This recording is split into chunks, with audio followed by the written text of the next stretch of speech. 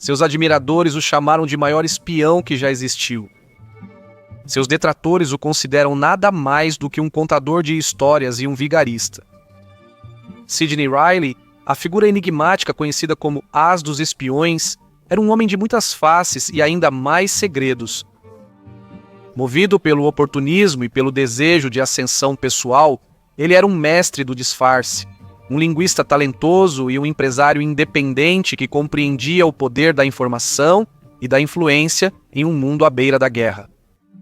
Dos campos de petróleo do Irã aos centros de poder em Londres, São Petersburgo e Nova York, muitas façanhas de Riley pareciam impossíveis e provavelmente eram. A vida dele é um mosaico de meias-verdades, exageros e invenções elaboradas.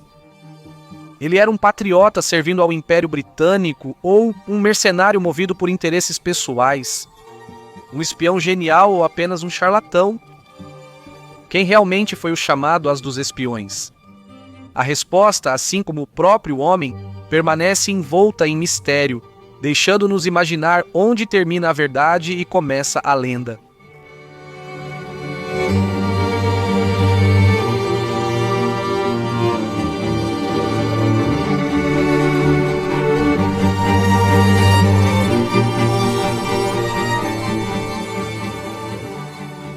Aceita-se que Sidney Riley nasceu como Sigmund Rosenblum em Odessa, Ucrânia, em 1874. Ele nasceu de uma relação ilícita entre uma russa de origem polonesa e seu médico judeu de Viena. Esse caso sua mãe conseguiu esconder, criando o menino junto com seu pai legal, um coronel do exército russo. Odessa, movimentada cidade portuária no Mar Negro, era cosmopolita, tinha grande população judaica e um forte antissemitismo subterrâneo. Pouco se sabe sobre sua infância. Sua história começa ao ingressar na Universidade de Viena para estudar química. Como estudante, ele entrou em um grupo socialista chamado Amigos do Iluminismo e logo teve problemas com a Okhrana, a polícia secreta imperial russa. Ninguém sabe ao certo o que ele fez. No entanto, suas atividades foram suficientes para que ele fosse preso por um período pelo regime czarista. Suas conexões familiares possibilitaram sua libertação. Mas nessa época, sua mãe já havia morrido e um tio contou a Sigmund e à família sua verdadeira origem. A tríade de descobrir sua ilegitimidade, sua herança judaica e os problemas com a lei marcou um ponto de virada na vida do jovem, levando-o a tomar uma decisão drástica sobre seu futuro. Sigmund Rosenblum decidiu escapar dos pogroms na Rússia e se reinventar totalmente. Após simular sua morte no porto de Odessa, adotou o nome Pedro e se escondeu em um navio rumo à América do Sul. Ao chegar ao Brasil, ele passou 3 anos fazendo bicos, inclusive como cozinheiro para 3 oficiais britânicos em expedição à selva amazônica na missão Rosenblum. Mais tarde, ele relataria como, durante um ataque de indígenas locais, salvou a vida de ao menos 2 britânicos da expedição. Um deles era o Major Fothergill, que trabalhava para o serviço secreto britânico. Esse ato de heroísmo, ou talvez uma astuta invenção posterior, garantiu a Rosenblum uma boa quantia em dinheiro, uma passagem de navio para a Inglaterra, mas, mais importante ainda, um passaporte britânico. No entanto, essa história é apenas uma versão dos acontecimentos. Outra versão coloca Rosenblum em Paris, e não no Brasil pouco antes do século XX. Em Paris, ele supostamente espionava radicais russos para a Ucrânia. Segundo a história, ele fugiu para a Inglaterra após matar, junto com seu oficial de ligação, 2 anarquistas em um trem. Rosenblum e seu agente fugiram com uma quantia considerável de dinheiro que suas vítimas estavam transportando, o que foi suficiente para financiar a fuga deles para a Inglaterra. Seja qual for a verdade, o certo é que Rosenblum, adotando o nome Sidney pela primeira vez, chegou a Londres em 1895. Não era incomum que imigrantes judeus russos adotassem uma nova identidade ao chegar à Grã-Bretanha. A necessidade de recomeçar não era exclusiva de quem fugia da lei. Muitos desses imigrantes fugiram da perseguição e acreditavam que mudar de nome e origem facilitaria sua integração social, segurança e acesso a melhores oportunidades. No ano seguinte, Sidney Rosenblum já havia se estabelecido como químico consultor, inicialmente atuando sob o nome Rosenblum e Companhia, que logo mudou para a Companhia de Preparação Ozone. Apesar de não ter terminado os estudos em química, ele vivia vendendo medicamentos patenteados e curas milagrosas para pessoas desesperadas e desavisadas. No entanto, os negócios não iam tão bem quanto ele esperava, mas quando passou a atender um novo paciente, um reverendo londrino rico, mas doente, chamado Hugh Thomas, ele viu a possibilidade de sua sorte mudar para melhor. O reverendo Thomas, com cerca de 60 anos, era casado com a bem mais jovem Margaret Callahan Thomas. Enquanto tratava o bom reverendo, Rosenblum tornou-se um bom amigo da família Thomas e, como logo ficou claro, ele era mais do que um amigo para Margaret. Enquanto o reverendo Thomas estava sob os cuidados de Sidney Rosenblum, ele morreu repentina e inesperadamente de insuficiência cardíaca. Uma semana antes de morrer, ele nomeou a esposa Margaret como executora e deixou toda a herança para ela em testamento. Nenhuma autópsia foi feita.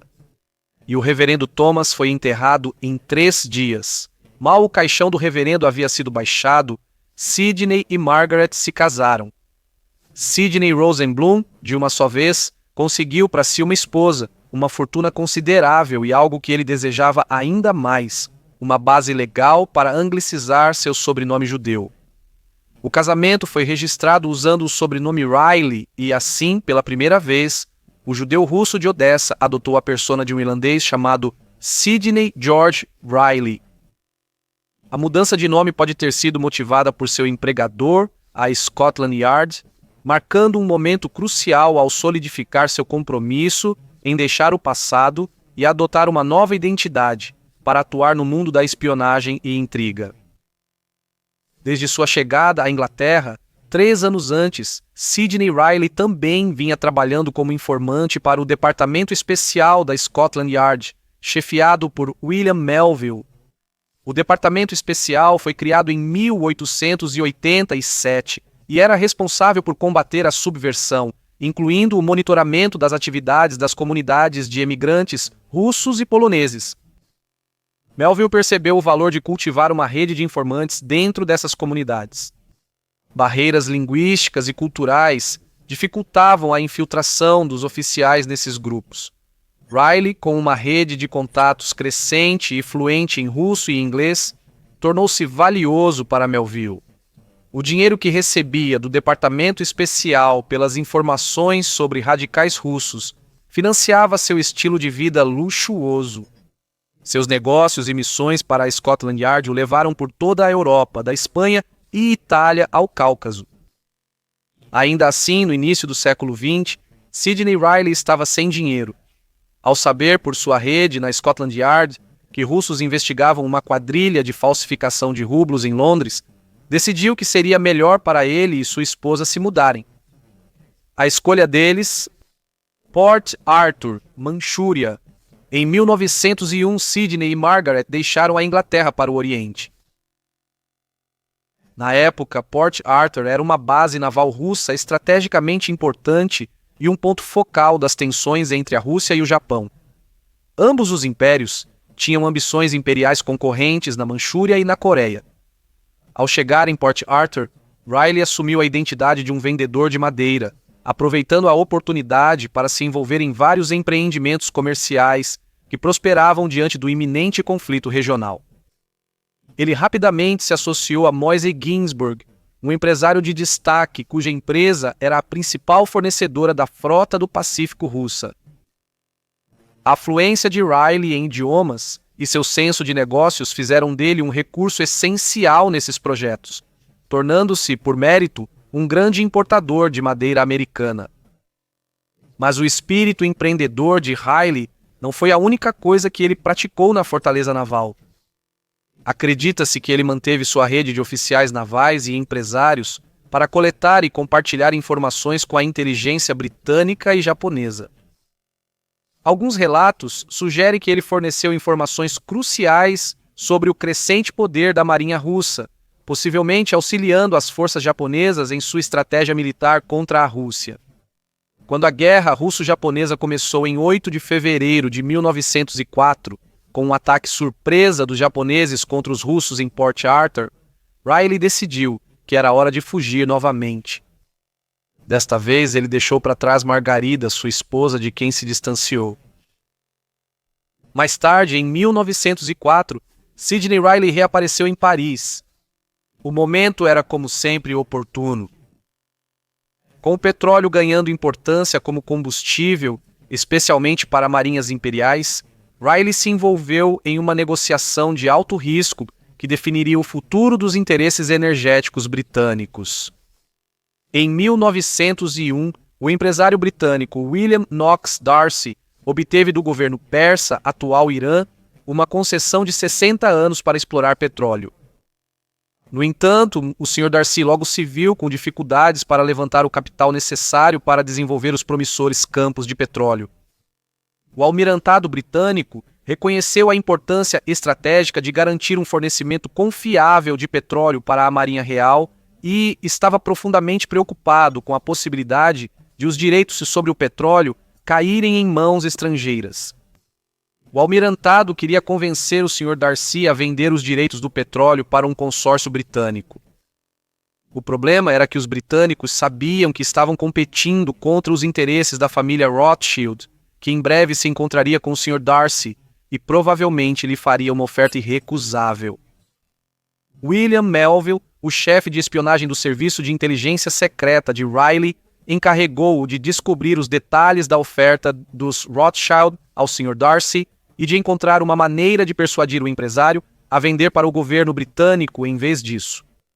A negociação com o Sr. D'Arcy aconteceria na Riviera Francesa, a bordo do iate dos Rothschild. Riley logo criou um plano astuto para se infiltrar na reunião.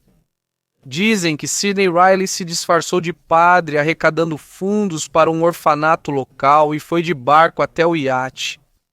Afirmando pedir esmolas para os pobres, ele conseguiu subir no iate.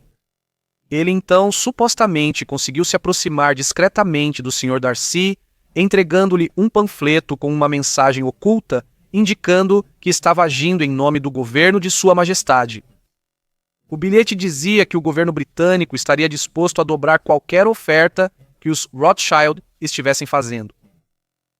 O Sr. D'Arcy não contou que o padre no iate era uma fraude e aceitou se encontrar com Riley depois. No fim, a engenhosidade de Riley e a persistência do almirantado britânico compensaram. Em 1905, um acordo entre o Sr. D'Arcy e a Companhia de Petróleo da Birmânia manteve os direitos do petróleo sob controle britânico. Esse acordo permitiu a criação da Companhia Anglo-Persa de Petróleo, que depois se tornou a gigante de energia British Petroleum, ou British Petroleum. Após o caso D'Arcy, Sidney Riley decidiu pela primeira vez retornar à Rússia, estabelecendo-se em São Petersburgo. Lá ele participou de diversos negócios, aproveitando a industrialização acelerada da Rússia e o rearmamento naval.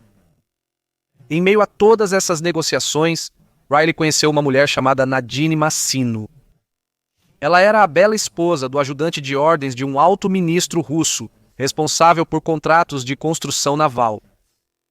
Sidney e Nadine logo começaram um caso, com Nadine se divorciando do marido para que pudessem se casar. Riley, no entanto, não tinha tais intenções. Seu relacionamento com Nadine foi motivado principalmente pelo desejo de se aproximar o máximo possível do marido de sua amante. Para complicar ainda mais esse dilema romântico, chegou sua esposa afastada, Margarida, que apareceu inesperadamente em São Petersburgo. Surpreendentemente, ela estava buscando apoio financeiro do marido. Riley decidiu que tudo isso era demais para suportar e que estava mais do que na hora de fazer mais uma mudança internacional. Quando a Europa mergulhou no caos da Primeira Guerra Mundial em 1914, Sidney Riley decidiu que seus interesses seriam melhor atendidos na cidade de Nova York. Lá, ele atuou como um contratante de guerra, intermediando acordos para contratos de munições de guerra para a Rússia. Ele acumulou uma fortuna nesse período e, por isso, não se preocupava tanto com a guerra na Europa, mas sim com seus relacionamentos pessoais.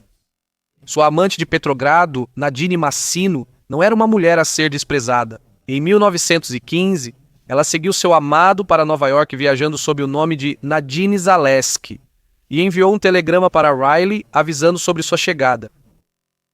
Ela também enviou um telegrama para a polícia de Nova York para informá-los de que Riley estava trazendo uma mulher para o estado com propósitos imorais.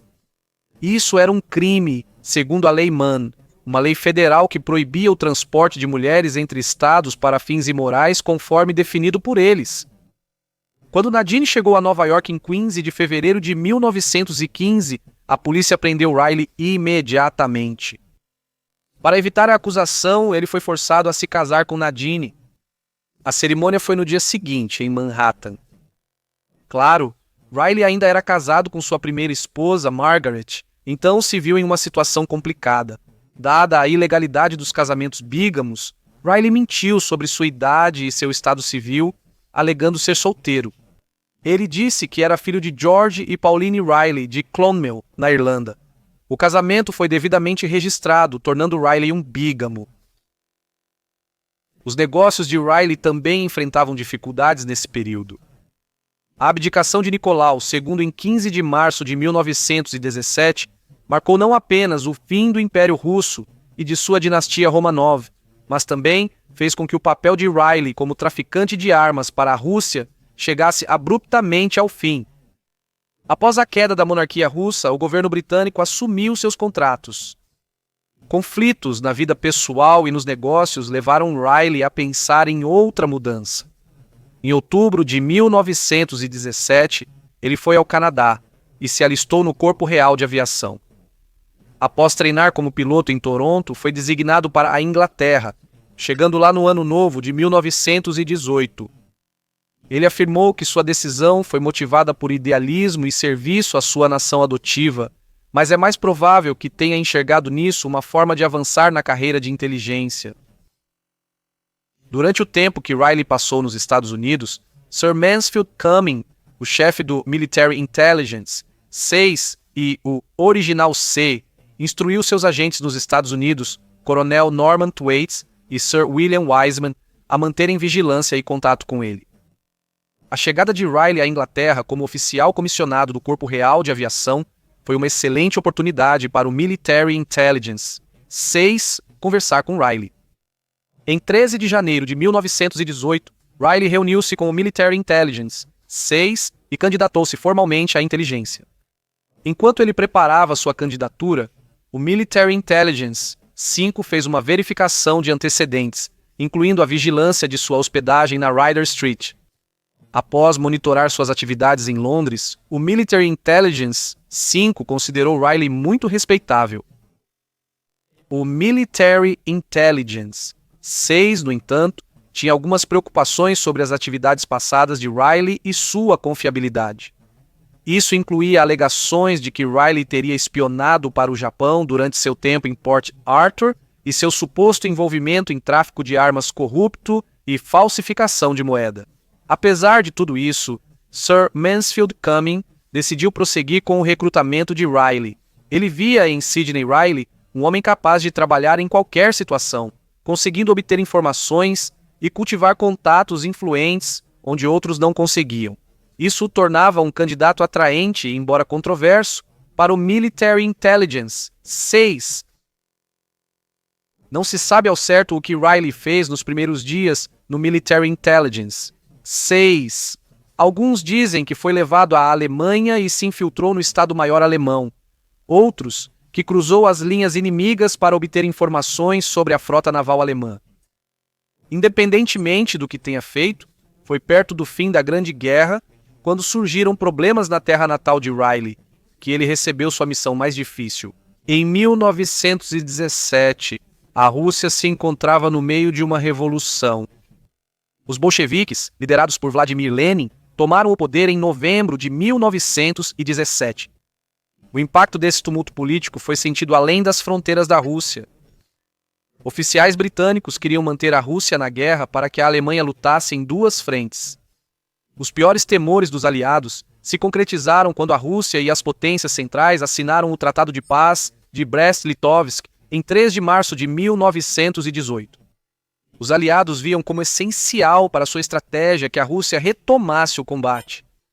Para unir antibolcheviques contra os revolucionários vermelhos e instaurar um governo pró-aliados, a inteligência britânica recorreu ao seu trunfo. Embora Riley fosse motivado principalmente por seus próprios interesses egoístas e desejo de se dar bem, se havia uma coisa que ele odiava era o bolchevismo. Ele via a ideologia como ameaça ao mundo civilizado e achava que devia ser eliminada logo no início, antes de se espalhar como câncer. Ele se interessava pela identidade nacional da Rússia e rapidamente aceitou a nova missão. Em maio de 1918, Sidney Riley foi enviado por Cummings a Moscou. Ele chegou à cidade quando a revolução atingia seu clímax sangrento, com uma tarefa quase impossível: fazer de tudo para trazer a Rússia de volta à guerra. Riley não agia sozinho. Ele se juntou, entre outros, ao colega agente de inteligência britânico George Alexandre Hill, Roberto Bruce Lockhart, que era o representante britânico junto ao governo soviético, e Ernesto Boyce, o chefe da estação do Serviço de Inteligência Secreta em Moscou. A contra-revolução planejada por Riley e seus aliados logo ganhou força. Riley teria infiltrado a segurança das principais figuras bolcheviques. Assim, uma rede de insatisfeitos com o comunismo, a violência e a escassez de comida cresceu rapidamente. Como de costume, Riley tinha uma amante em cada cidade. Em Moscou, ele morava com Elizaveta Otten. Em Petrogrado, ele pagou 20 mil rublos para sua namorada Olga Starzakaya comprar e mobiliar um apartamento. Havia muitas maneiras pelas quais ele poderia ter abordado sua missão, mas Riley, nunca sendo alguém de pensar pequeno, elaborou um plano que ia um pouco além de sua missão oficial. Seu objetivo era convencer os regimentos letões na Rússia a se voltarem contra os bolcheviques e ajudá-lo a capturar Lenin e Trotsky. Os letões, apesar de terem diferenças culturais e religiosas significativas, tornaram-se firmemente leais à Rússia depois de serem expulsos de sua terra natal na Letônia pelos alemães. Em junho de 1918, seus militares já eram essenciais para o regime soviético.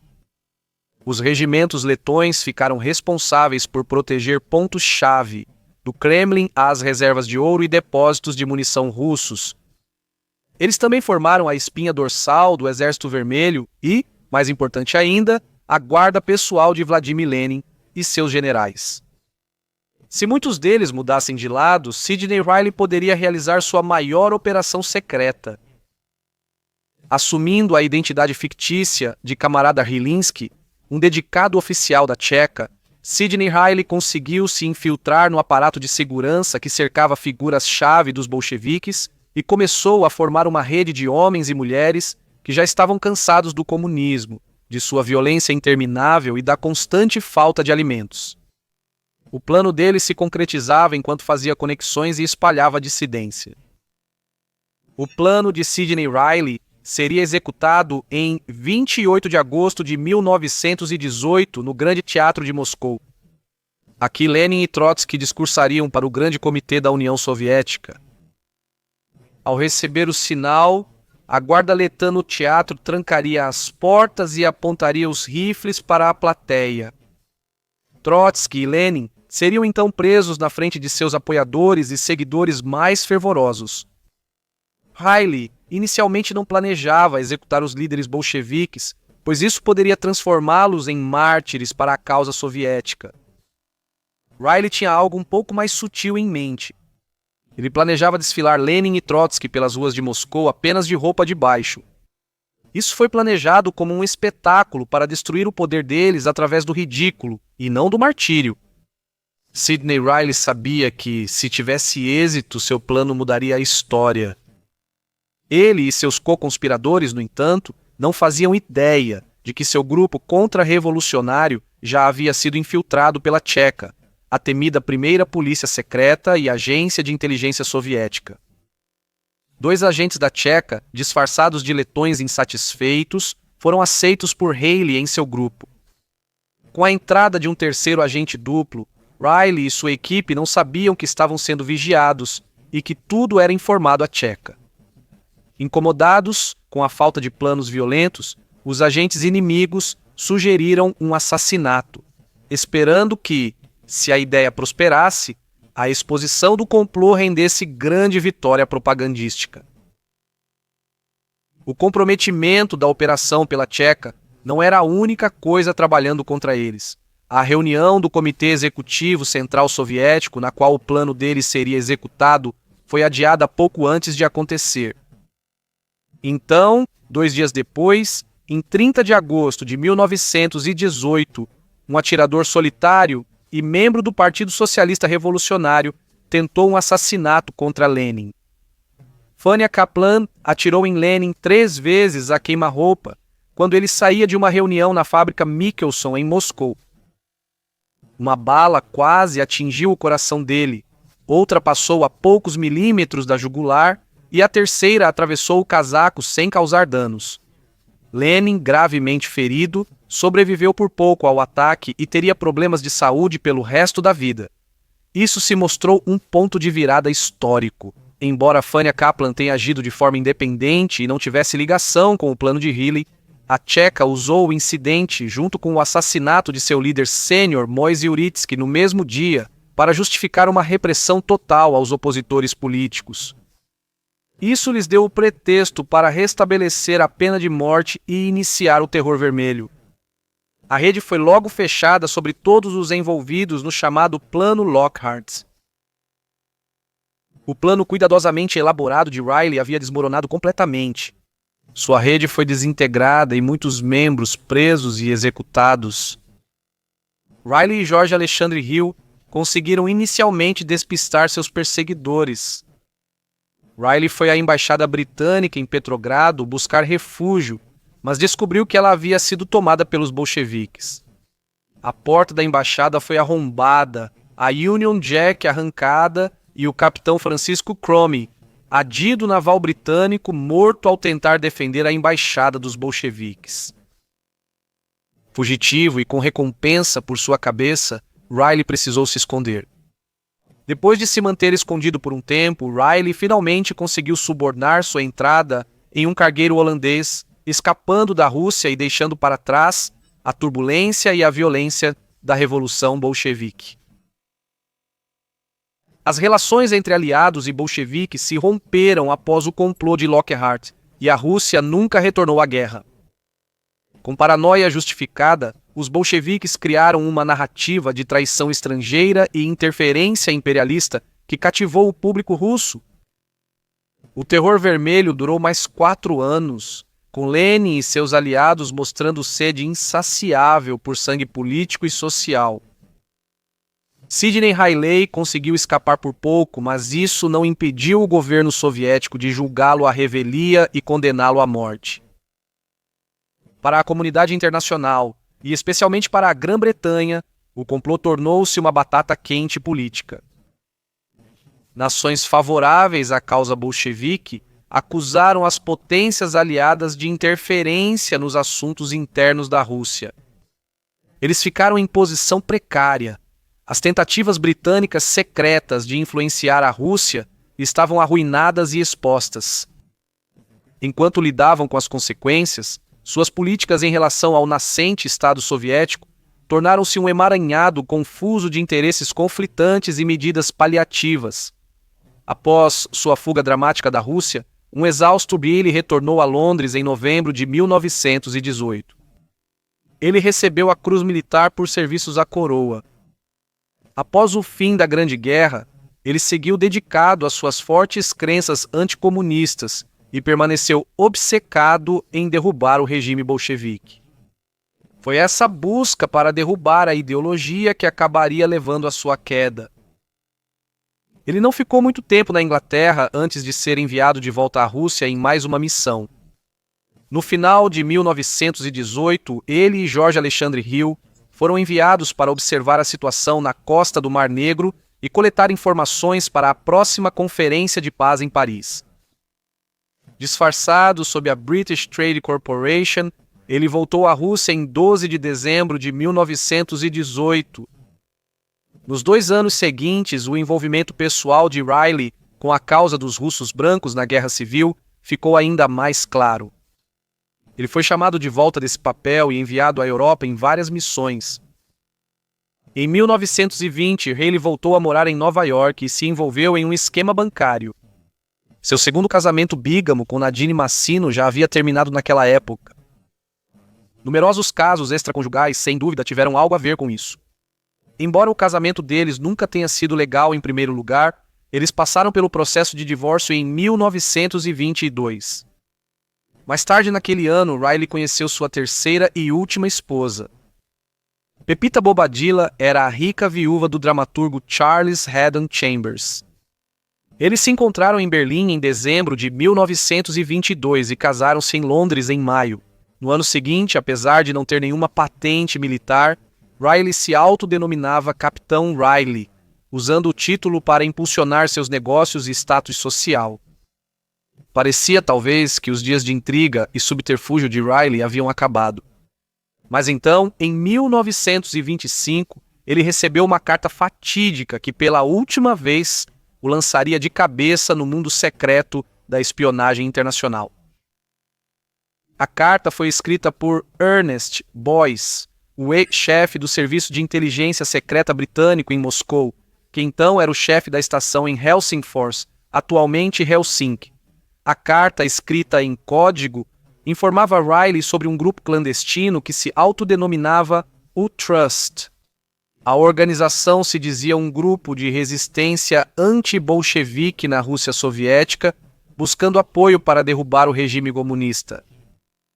Riley ainda alimentava esperanças de uma contra-revolução e viu isso como uma oportunidade para avançar sua agenda anticomunista. Riley estava cético, mas curioso. Com uma sentença de morte na Rússia, ir para a Finlândia ainda era arriscado, mas, com as garantias de Boyce sobre o Trust, Riley aceitou viajar para Vyborg, na Finlândia, para se reunir com representantes de alto escalão do Trust. Lá, ele obteve informações que mantiveram seu interesse, mas foi incentivado por 2 agentes do Trust a cruzar a fronteira para a Rússia e se reunir com outros membros seniores. Contra seu julgamento, Riley aceitou e entrou na Rússia. Como você já deve ter percebido, o Trust era uma operação soviética de contra-inteligência criada pela Tcheca para atrair Riley de volta à Rússia. Assim que ele cruzou a fronteira, Sidney Riley foi preso e levado para o local mais temido de todos, a prisão de Lubyanka, em Moscou, Durante meses, ele foi interrogado e torturado, e por fim o grande mestre espião Sidney Riley foi executado em 5 de novembro de 1925 pela Diretoria Política Unificada do Estado. Ele recebeu a sentença que era costumeira para traidores soviéticos, um pedaço de chumbo na parte de trás da cabeça. Isso marcou o fim trágico da vida turbulenta de Sidney Riley, uma vida caracterizada por aventura, intriga e, no fim, decepção. A União Soviética nunca reconheceu publicamente sua execução, o que deixou espaço para especulações sobre seu destino e se seu desaparecimento foi apenas um ato final deliberado de um homem que mais uma vez buscava recomeçar. Apenas após o fim da União das Repúblicas Socialistas Soviéticas, surgiram relatos oficiais sobre a execução de Sidney Riley. Olhando para trás, para a vida do homem apelidado de As dos Espiões, a habilidade de Sidney Riley em cultivar uma aura de segredo e autopromoção deixou um rastro de relatos contraditórios e afirmações impossíveis de verificar. A tendência de Sidney Riley de exagerar suas façanhas, combinada com a natureza clandestina de seu trabalho, contribuiu significativamente para o crescimento do mito do mestre espião que perdura há um século.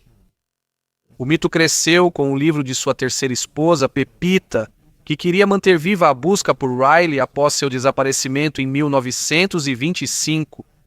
Apresentou uma versão idealizada de sua vida. Apesar das incertezas que cercam muitos aspectos da vida de Riley, seu envolvimento em eventos globais importantes, incluindo a Primeira Guerra Mundial, a Revolução Bolchevique e a Guerra Civil Russa, solidificou seu status lendário.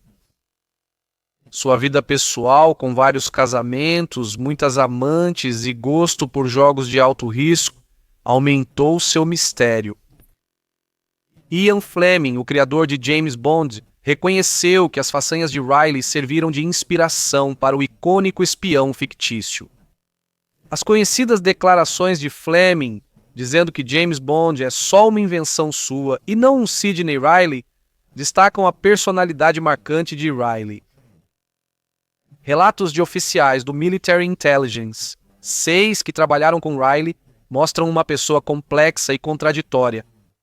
Reconheciam sua coragem e inteligência, mas também suas atitudes inescrupulosas e disposição de explorar os outros em benefício próprio. Sem dúvida, ele era implacável e oportunista, sendo admirado e visto com ceticismo. Independentemente de como você vê o Sr. Riley, hoje podemos aproveitar as histórias associadas à sua vida, porque ele nunca deixou a verdade atrapalhar uma boa história. Ele tinha muitos nomes e vivia fugindo, mas talvez Sidney Riley estivesse só tentando escapar da própria sombra.